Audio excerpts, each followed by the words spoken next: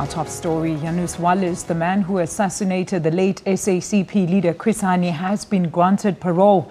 Walus is scheduled to be released in 14 days' time. This after his appeal was denied by the Minister of Justice in April last year.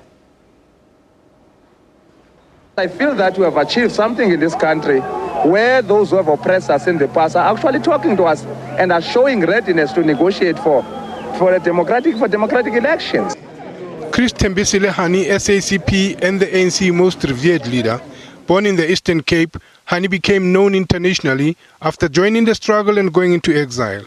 On his return from exile, he continued to be involved in politics as a member of both the ANC and the SACP. But his life was cut short while the country was in the process of negotiations for a new political dispensation, an incident that nearly plunged the country into civil war. We must commit ourselves to be provoked by those who seek to deny us the very freedom Chris Hani gave his life for. And Clive Debbie Lewis were sentenced to death for the murder of Chris Hani, but after the abolition of the death penalty, their sentences were commuted to life imprisonment. Walus shot and killed Hani almost a year before South Africa's first democratic election in April 1993. He sped off in a car from the crime scene that Hani's neighbors saw and took down the number plate. This led to Walus' arrest. Although he denied being at the scene at the time, police found a hit list which suggested that Hani was third on Walus and Debbie Lewis' list. With the introduction of the Truth and Reconciliation Commission, Walus applied for amnesty, but this was denied and he remained in prison. Debbie Lewis was released from prison in June last year after serving 22 years, and now Walus is also being released. The Justice Ministry says it's disappointed because it holds a different view to how the judge decided on the matter.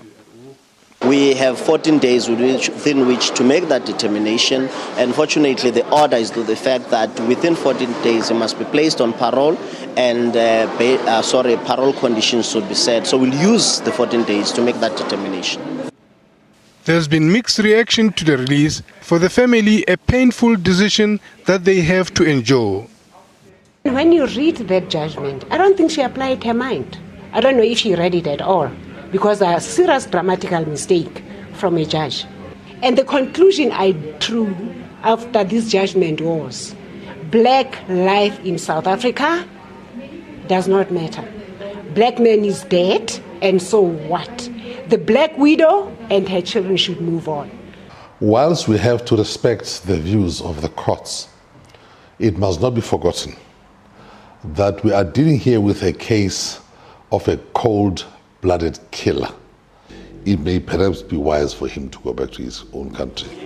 Walus may have been granted parole, but it seems the matter is far from over. Lehana Tsotetsi, SABC News, Johannesburg.